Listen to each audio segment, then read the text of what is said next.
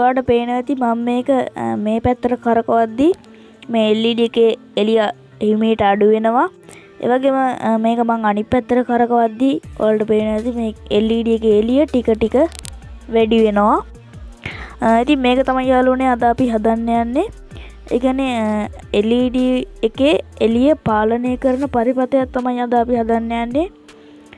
ඉතින් හැම දෙයකටම මාළගේ මතක් කරනවා මගේ channel එක subscribe කරලා නැත්නම් දැම්ම subscribe කරලා මේ වීඩියෝ එක බලන්න කියලා. ඒ වගේම ඔයාගේ වටිනා like එකත් මේ වීඩියෝ එකට දාන්න කියලා ආදරෙන් ඉල්ලනවා. ඉතින් අපි වැඩි කතා ඕනේ අපි බලමු මේක හදාගන්නේ කොහොමද කියලා.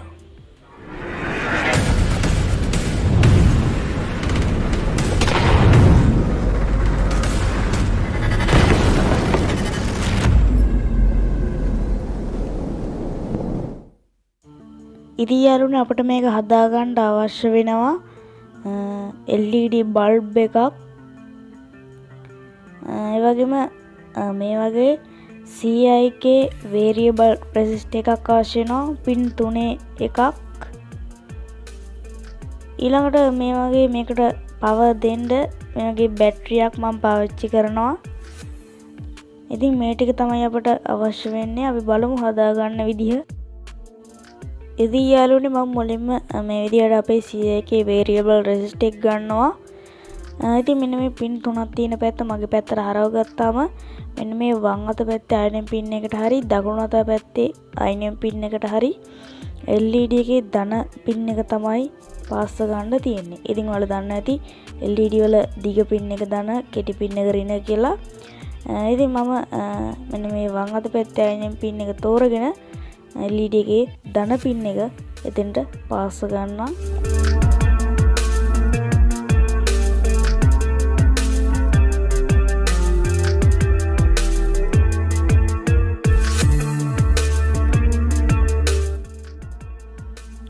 හරි යාළුවනේ මම LED එක රෙසිස්ටර් එකට පාස් ගත්තා. ඊළඟට මම ගන්නවා අපේ බැටරිය. ඉතින් මම මේ බැටරි පැක් එකකට සම්බන්ධ කරලා තමයි තියෙන්නේ. ඉතින් මේ බැටරියේ මෙන්න මේ ධන අවුට් වෙන වායයක, ඒ කියන්නේ මෙන්න මේ රතු පාට වායයක අපේ variable resistor එකේ මෙන්න මේ මැද පින් එකට තමයි පාස් ගන්න තියෙන්නේ. ඒ වගේම මෙන්න මේ ඍණ අවුට් වෙන වායයක, ඒ කියන්නේ කළු පාට වායයක LED එකේ ඍණ පින් එකට තමයි පාස් ගන්න තියෙන්නේ.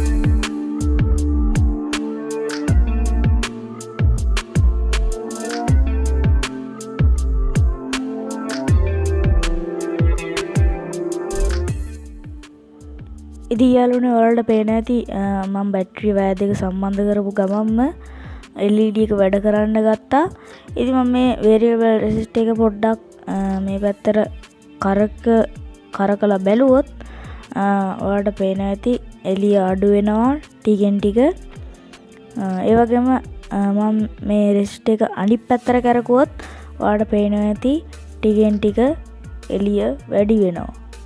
ඉතින් ඔයාලට තේරෙන්නේ නැති කියලා හිතනවා මේක හදාගත්ත විදිහ. ඉතින් නොතේරුණු තැනක් තියෙනවා නම් පහලින් කමෙන්ට් කරලා යන්න මම අනිවාර්යයෙන්ම රිප්ලයි කරනවා. ඒ වගේම තවත් ඔයාලටත් බලන්න මේ වීඩියෝ එක ෂෙයා කරන්න. එහෙනම් තවත් දවසක මේ වගේ අලුත් වීඩියෝ එකකින් හමු වෙමු. ඔයාලට සුබ දවසක්.